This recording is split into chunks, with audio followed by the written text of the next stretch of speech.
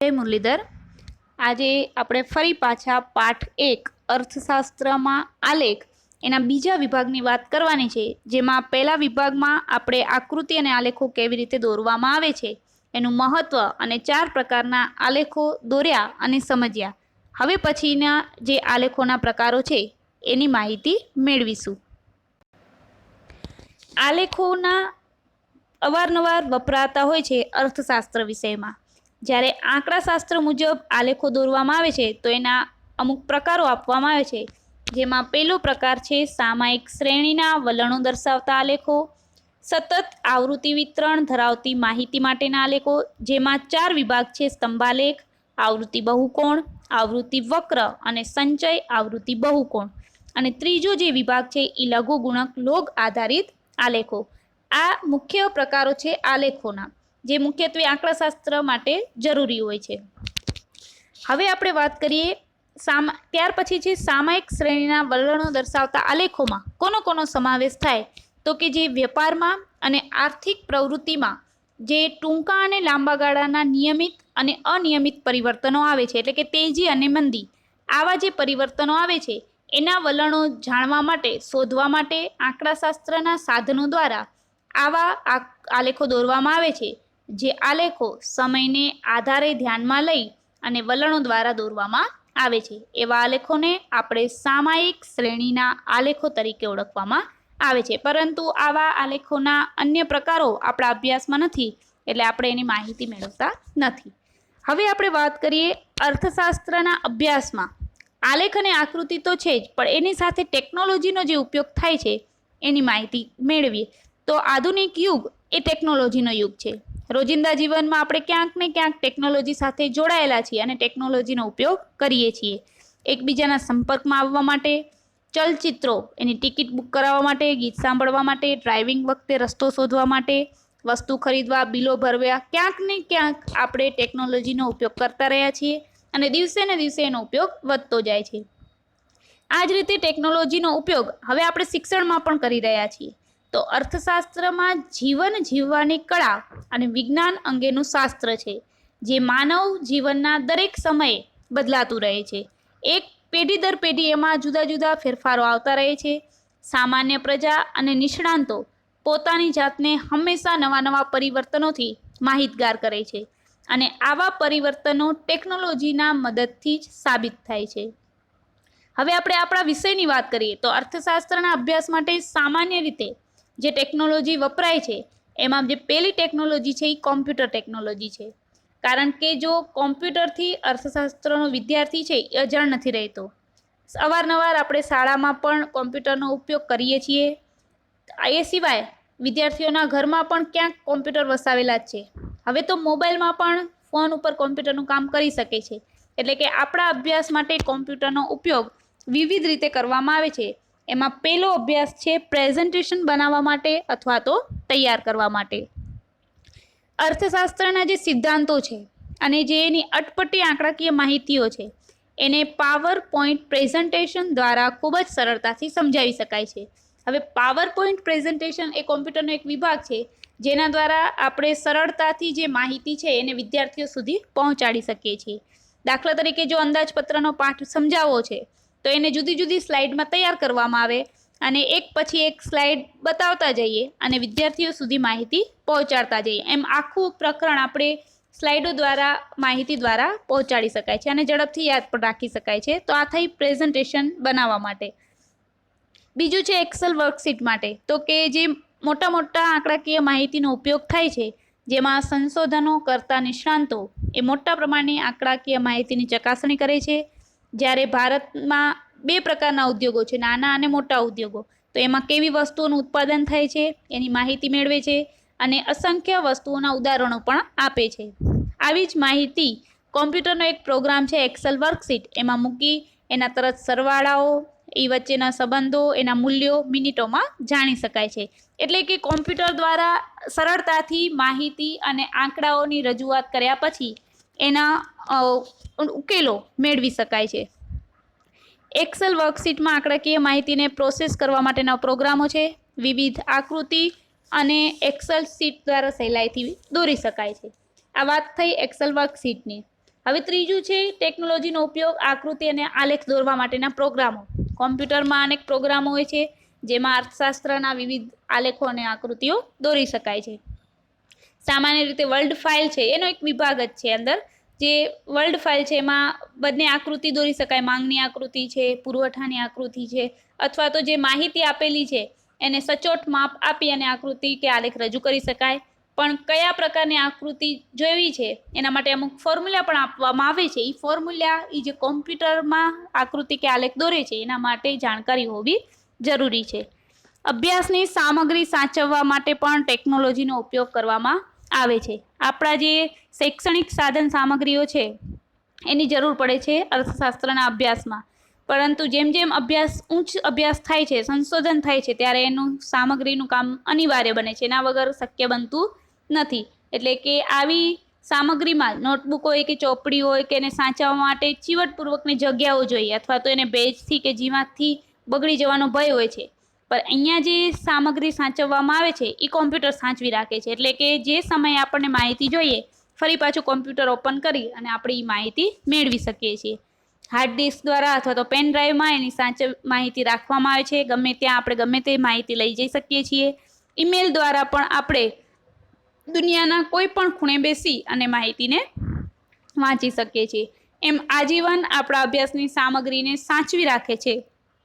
આજના સમયમાં Dropbox, Google drive અને ડિજીલોકર જેવી વ્યવસ્થાઓ પણ ઉપલબ્ધ છે, જે આપણી અભ્યાસની સામગ્રીને અથવા તો અન્ય પણ શૈક્ષણિક સામગ્રીઓને સાચવવા માટે ઉપલબ્ધ છે.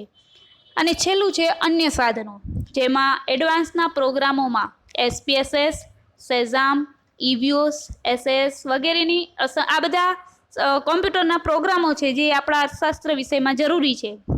એમાં આંકડાકીય માહિતીઓની ગણતરી કરવામાં આવે છે. બજારમાં જે ઊંચી કિંમતો મળે છે એવા સાધનો અને સંશોધનો કરનારા એને સંસ્થાઓ ખરીદીને ઉપયોગમાં લે છે. કેટલાક સોફ્ટવેરો છે જે વિના મૂલ્યે ઇન્ટરનેટ ઉપરથી મળે છે, જેમ કે જીગ્રેટ, PSPP અને R. આ એવા સોફ્ટવેરો છે જેનું કોઈ પણ કિંમત આપવામાં આવતી નથી, તેમ છતાં ઇન્ટરનેટમાં આપણે સરળતાથી મેળવી શકીએ છીએ. એટલે કે આજનો યુગ છે એ આધુનિક કોમ્પ્યુટરનો યુગ છે, જેમાં મોટાભાગના કાર્યો ટેબ્લેટ અને મોબાઈલ ફોન દ્વારા પણ થઈ શકે છે. આપણે વાત કરી અર્થશાસ્ત્રના અભ્યાસમાં ટેકનોલોજીનો કેવી રીતે ઉપયોગ, તો કે પ્રેઝન્ટેશન બનાવવા, એક્સેલ વર્કશીટ માટે, આકૃતિને આલેખ દોરવા માટે, અભ્યાસની સામગ્રીને લાંબો સમય સાચવવા માટે અને અન્ય સાધનો માટે. હવે જોઈએ ઇન્ટરનેટ ટેકનોલોજી, જે કોમ્પ્યુટર ટેકનોલોજીના ઉપયોગ માટેના ભય સ્થાનો છે. કે માહિતી તો સાચવે છે, બધી જ માહિતી કોમ્પ્યુટર દ્વારા સરળતાથી મળે છે, પણ ક્યાંક એના ભય સ્થાનો પણ રહેલા છે. તો સામાન્ય રીતે કોમ્પ્યુટર એક સાધન છે, યંત્ર છે, જે અભ્યાસની સામગ્રી નથી. અભ્યાસની પ્રક્રિયાને સરળ યાદ કરવામાં મદદરૂપ થાય છે, પણ એના જ્ઞાન અને અભ્યાસના અવેજીમાં લઈ શકાતો નથી. એટલે કે કદાચ કોમ્પ્યુટર છે અને સામે શિક્ષક છે, તો અભ્યાસ માટે શિક્ષકને વધારે ફાળવવામાં આવે છે, કોમ્પ્યુટરને નહીં. એટલે કે એના અવેજીના રૂપમાં લઈ શકાતું નથી. એ સિવાય કોમ્પ્યુટરના પ્રોગ્રામ અંગેની જાણકારી ન હોય તો આપણને ખોટા આલેખો, ખોટી આકૃતિઓ અને ખોટા આંકડાઓ મેળવી અને મુશ્કેલીમાં મુકાઈએ છીએ. ઘણી વખત કોમ્પ્યુટરમાં મટીરિયલ ખોટી જગ્યાએ સેવ થઈ જાય તો તેમાંથી ડિલીટ પણ થઈ શકે છે. એટલે આ અમુક એવા ભય સ્થાનો છે કે જો કોમ્પ્યુટર જાણકાર ન હોય તો આવું બને છે. હવે એમાં પહેલી વાત કરીએ ઇન્ટરનેટ ટેકનોલોજીની, તો ઇન્ટરનેટ છે એ ડિજિટલ ટેકનોલોજીનું એક સ્વરૂપ છે, જેમાં સૌ પ્રથમ ઇન્ટરનેટનો ઉપયોગ અવારનવાર કરીએ છીએ. એની રજૂઆત આપણે અર્થશાસ્ત્ર વિષયમાં કેવી રીતે કરીએ એ જોઈએ. તો સૌથી પહેલાં ટ્યુટોરિયલ, જેનો ઇન્ટરનેટમાં શું હેતુ છે, તો કે કેટલીક વેબસાઇટો ઉપર આપણા વિષયના એટલે કે અર્થશાસ્ત્રના અથવા તો અન્ય વિષયોના પાવર પોઈન્ટ પ્રેઝન્ટેશન, વાંચવાલાયક સામગ્રી વગેરે ઓપન એક્સેસ લિંકમાં મૂકવામાં આવે છે. અને આવા મટીરિયલને આપણે વાંચીએ છીએ ત્યારે તે ટ્યુટોરિયલ જેવું સિદ્ધ થાય છે. એ ટ્યુટોરિયલ શું છે, તો મુખ્યત્વે એનો હેતુ છે કે જેના દ્વારા આપણે બધી જ માહિતી વેબસાઇટ ઉપરથી મેળવી શકીએ છીએ. હવે બીજું છે તત્કાલ શિક્ષણ અને જાણકારી. કેટલીક સંસ્થાઓ એવી છે નિષ્ણાંતોના ભાષણોના વિડીયો ઓપન એક્સેસ લિંકમાં મૂકે છે, અને ઘણી વખત આવી વેબસાઇટ ઉપર આપણે વર્ગખંડ જેવું ભણવાનું અને શીખવવાનું કોમ્પ્યુટર પર મળી રહે છે. દાખલા તરીકે આપણા જ વિષયની વાત કરીએ તો કે અન્ય વિષયોમાં જે વિશ્વવિખ્યાત યુનિવર્સિટીઓ છે એના તજજ્ઞો જે મોટા મોટા પ્રાધ્યાપકો છે એ જે વ્યાખ્યાનો આપે છે એ આપણે કોમ્પ્યુટર દ્વારા ઇન્ટરનેટ દ્વારા મેળવી શકાય છે. ત્રીજું છે વાંચવાલાયક સામગ્રી. ઇન્ટરનેટ ઉપર વિનામૂલ્યે અસંખ્ય પુસ્તકો વાંચવા મળે છે. એ સિવાય નિષ્ણાંતોના લેખકો જર્નલો પણ વાંચવા મળે છે. કેટલીક જર્નલો પૈસા ભરીને પણ વાંચી શકાય છે. આવી સામગ્રીઓમાં ઈ બુક્સ અને ઈ જર્નલ્સના નામે ઓળખવામાં આવે છે. એટલે કે ઇન્ટરનેટ આપણને કઈ રીતે ઉપયોગી છે, તો આવા હેતુઓ સિદ્ધ થાય છે ઇન્ટરનેટના ઉપયોગ પછી. વિવિધ માહિતી મેળવવા માટે, એટલે કે ઇન્ટરનેટ ઉપર આપણે સર્ચ કરી અને જે અર્થશાસ્ત્રની ડિગ્રીઓ આપતી છે એવી કોલેજો અને યુનિવર્સિટીની માહિતી મેળવી શકાય છે. એ સિવાય એ વિષયને લગતી જાણકારીઓ પણ સર્ચ કરીને મેળવી શકાય છે. અન્ય માહિતી મેળવવા માટે પણ સર્ચ કરીને રેફરન્સ બુક્સ, અર્થશાસ્ત્રની વ્યાખ્યા અને તેમના ક્વોટાસ એ પણ મેળવી શકાય છે. અને છેલ્લે આંકડાકીય માહિતી પણ અર્થશાસ્ત્રમાં ગૌણ માહિતીનો ઉપયોગ કરવામાં આવે છે. જેમ કે બજેટની માહિતી હોય, બેંકની માહિતી હોય, ખેત ઉત્પાદનની માહિતી, આયાત નિકાસ, ગરીબીનું પ્રમાણ, રોજગારી, ઔદ્યોગિક ઉત્પાદન, આ બધીની માહિતી આપણે આ વિષયમાં ઇન્ટરનેટ દ્વારા મેળવી શકાય છે. કેટલીક માહિતી બેન્કિંગની માહિતી છે એ આરબીઆઈની વેબસાઇટ દ્વારા, આયાત નિકાસની માહિતી છે તો વેપાર મંત્રાલયની વેબસાઇટ દ્વારા, અંદાજપત્રની માહિતી છે તો નાણાં મંત્રાલયની વેબસાઇટ દ્વારા, અથવા તો અન્ય મહત્ત્વની સંસ્થાઓ છે જેવી કે CSO, NSSO, WHO, UNO, CMIO, LIO, IMF, આ બધી જ વિશ્વ બેંક, આ બધીની વેબસાઇટો ઉપર પણ આપણે એનો ઉપયોગ કરી અને માહિતી મેળવી શકીએ છીએ. આ વાત થઈ ઇન્ટરનેટ ટેકનોલોજીનો. કેટલાક હેતુઓ છે ટ્યુટોરિયલનો, શિક્ષણનો, વાંચવાલાયક સામગ્રીનો, એટલે કે આ ટેકનોલોજી દ્વારા આપણે આવા હેતુઓ સિદ્ધ થાય છે અને એનો આપણે ઉપયોગ કરીએ છીએ. હવે જોઈએ અર્થશાસ્ત્રના અભ્યાસમાં કમ્પેક્ટ ડિસ્કનો CDનો ઉપયોગ. પણ એના પહેલાં ઇન્ટરનેટ આપણે વાપર્યા પછી કેટલાક ભયસ્થાનો છે. એટલે કે કોમ્પ્યુટરની જેમ ઇન્ટરનેટ પણ એક સાધન છે જે શિક્ષક કે આપણી પોતાની વિચારશક્તિ અને તર્ક શક્તિનું સ્થાન લઈ શકતો નથી. ઇન્ટરનેટ ઉપર ક્યારેક ખોટી માહિતી પણ હોય છે, નકલની માહિતી પણ હોય છે. એટલે કે વિદ્યાર્થીઓ અને વાંચકોએ આવી માહિતીઓથી દૂર રહેવું અથવા તો સાચી ખોટી માહિતીનો અલગ પાડવાનો તર્ક વાપરવો અને કેટલીક વિશ્વસનીય જે વેબસાઇટો છે એની જ પરથી માહિતી લેવી જેથી ગેરમાર્ગે દોરવાય ન જવાય. એટલે ઇન્ટરનેટ વાપરવા પાછળ કેટલાક ભયસ્થાનો હતા એની વાત કરી. હવે જોઈએ અર્થશાસ્ત્રમાં CDનો ઉપયોગ શું છે. તો કેટલીક સંસ્થાઓ છે, પ્રયોગશાળાઓ છે અને સંશોધનો કેન્દ્રો છે, સરકારી સંસ્થાઓ છે જે સમગ્ર અર્થતંત્રની માહિતી મેળવી અને એ આખો અહેવાલ અને વિગતો તૈયાર કરે છે. અને એ સંસ્થાઓ અધિકૃત આંકડાઓની એક CD તૈયાર કરવામાં આવે છે અને એ CD બજારમાં મૂકવામાં આવે છે, જેની શૈક્ષણિક સંસ્થાઓ, સંશોધનો સંસ્થાઓ વગેરે ખરીદે છે અને એનો ઉપયોગ અભ્યાસ માટે અથવા તો સંશોધનો માટે કરે છે. જેમ કે ભારતમાં રાષ્ટ્રીય આવકની ગણતરીની CD, તો એના દ્વારા આવક કેટલા પ્રમાણમાં છે, કેટલો વધારો, કેટલો ઘટાડો, એની તમામ અહેવાલો તૈયાર કરી અને CD તૈયાર કરવામાં આવે છે. બીજું છે વ્યક્તિ ગણતરીના આંકડાની CD, ઉદ્યોગોના સર્વેની CD, નેશનલ સેમ્પલ સર્વે ઓર્ગેનાઇઝેશન એની CD પણ ઉપલબ્ધ છે. અર્થતંત્રમાં ઘણી બધી એવી માહિતીઓ છે જેના માટે CDઓ જે તે મંત્રાલયો, આંકડાકીય વિભાગો દ્વારા મળી શકે છે. અથવા તો કેટલીક સંસ્થાઓ જેવી કે central for monitoring Indian economy વગેરે પણ આંકડાકીય માહિતીની CDઓ તૈયાર કરે છે, વહેંચે છે અને અર્થતંત્રમાં કેટલાક મહત્ત્વના આંકડાઓના સોફ્ટવેરો પણ બનાવે છે. જો કે આ કામ ખૂબ જ ખર્ચાળ હોય છે અને જે તે સંશોધન સંસ્થાઓ છે અથવા તો કંપનીઓ છે એના દ્વારા એને ખરીદવામાં આવે છે. આ વાત થઈ કઈ કઈ સંસ્થાઓ દ્વારા અર્થશાસ્ત્ર વિષયમાં અભ્યાસ માટેની CDઓનો ઉપયોગ કરે છે.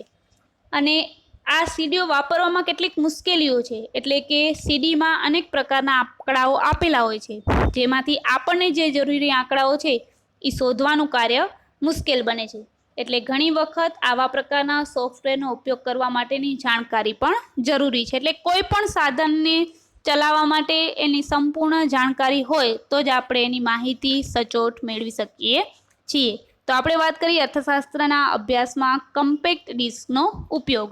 આમ જે પાઠ છે અર્થશાસ્ત્રમાં આલેખ, એમાં આકૃતિ અને આલેખના મહત્ત્વની સાથે જ એનું જે અભ્યાસમાં દોરવાની રીત છે એની કેટલીક ધ્યાનમાં રાખવાની બાબતો, 4 પ્રકારના આલેખો, આલેખો પછી આલેખોના અર્થશાસ્ત્ર વિષયમાં ટેકનોલોજીનો ઉપયોગ કેવી રીતે, જેમાં કોમ્પ્યુટર ટેકનોલોજી અને ઇન્ટરનેટ ટેકનોલોજી બંનેની વાત કરી અને ત્યાર પછી એના જે આંકડાકીય માહિતીઓની સીડી તૈયારો કરવામાં આવે છે એની માહિતી પણ મેળવી છે.